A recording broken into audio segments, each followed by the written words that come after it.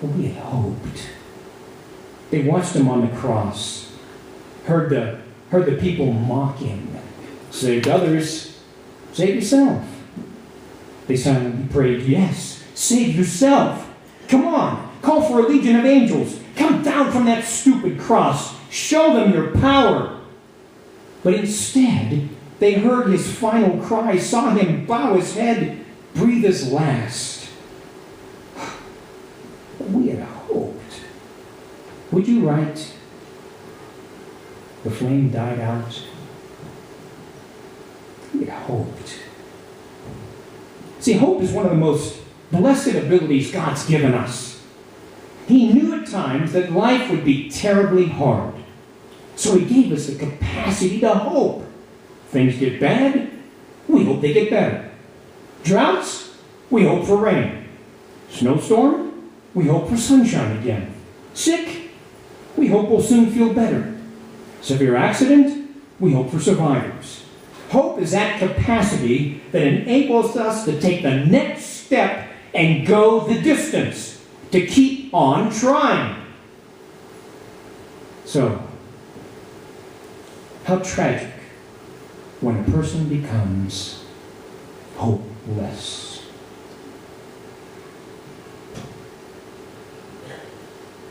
We had hoped. We had hoped.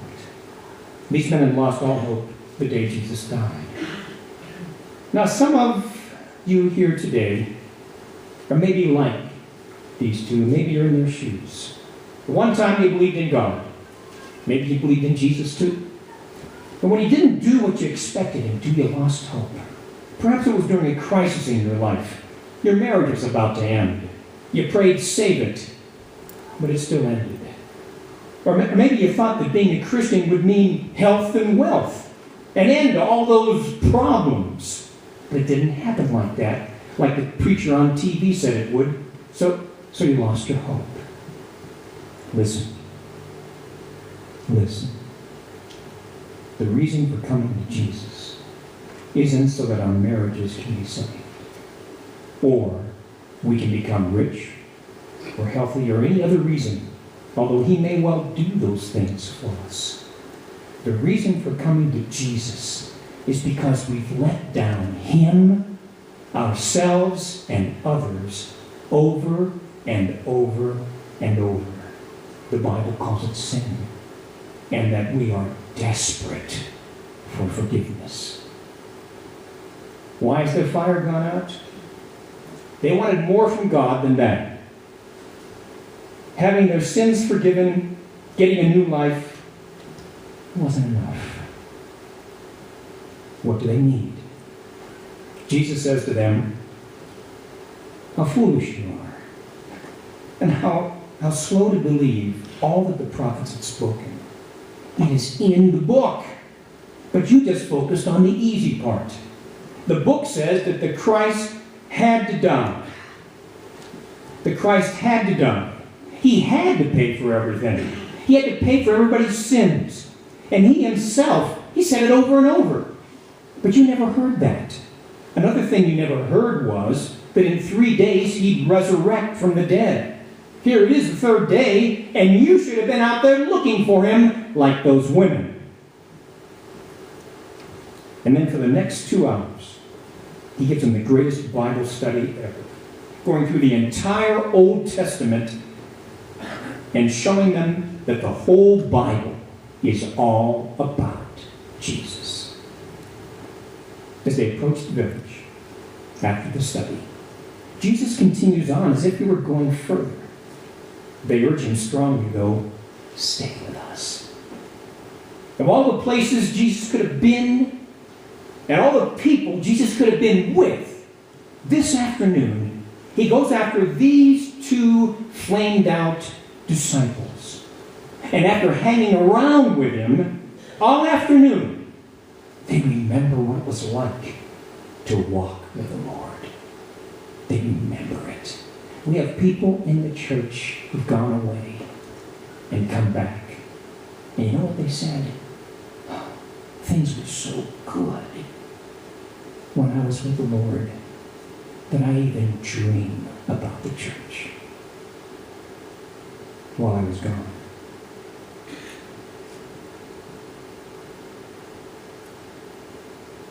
So after hanging with him, they asked him to stay. Stay with us. He doesn't force himself. It's their choice. So he goes on and stays with them. He wouldn't have if they hadn't asked him. When he's at the table, he takes the bread. Just like that night that he was betrayed.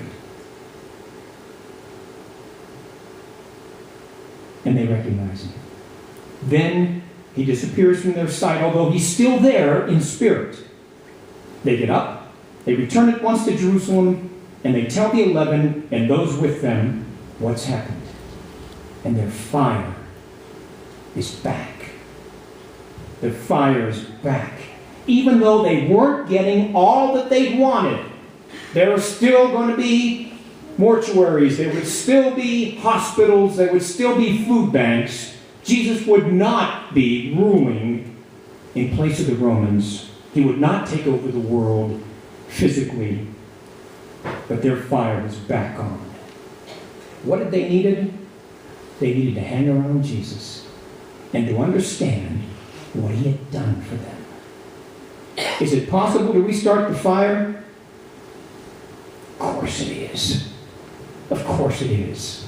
Mine's been started more times than I can count over the 44 years that I've been saved. And I'm sure many here can say the same thing. So what's the Lord telling us as we finish? Number one, hang around Jesus. Hang around his people. Hang around his word. Number two, get what he's done for us. And what he promises us and doesn't promise us. And number three, his resurrection is everything. And we want you to believe that with all of your heart, with all of your soul, with all of your mind, with all of your strength, for all of your days, and to serve that cause with all of your might. There was a strange poem that Edgar Allan Poe wrote entitled The Raven. In fact, the Baltimore Ravens are named after this poem. It's a very strange poem. It's about a depressed man who's broken up with a woman, and he's trying to figure out, can I get her back? And this raven comes in and sits on the bus and keeps saying one word over and over again. Nevermore. Nevermore. In other words, when things are gone, they're gone for good. When we're young and then we get old, our youth seemingly is gone forever. When people die, they can't be brought back. They're gone. But do we realize what the resurrection really is? Really will be? It'll be restoring everything that we've lost. We won't just get our body back at the resurrection. We get the body we always wanted but never had. That's why many people didn't recognize Christ after he was risen. His body had been perfected. It wasn't the body he had before. We don't just get our life back, but we get back the life we always wanted, but we never had. Who feels here like you've missed out on things in this life? Show of hands. Yeah. And guess what? You know what the resurrection is? Jesus Christ is walking proof that we will miss out on nothing. Nothing. It is all coming in the future. Better than what it ever was here. Don't we want that? We have to say this to our non-believing friends. Why wouldn't you want that? Even if you don't like this or that commandment in the Bible, why wouldn't you want that? You have to want that. You're not being honest with yourself if you don't want that. And this morning, if you want that, if you want it back and you think you gave it away, or if you want it and you never had it before, we're going to give you a chance to do that very thing. I'm going to flash a prayer up on the wall, And if you come forward and pray, Rob, is Rob out there? Yeah, okay. Rob invites the team up. Would you please stand? And if you want, I want you to pray that prayer with the team that's right here that he'll invite up in a minute. Here we go, Rob. Go.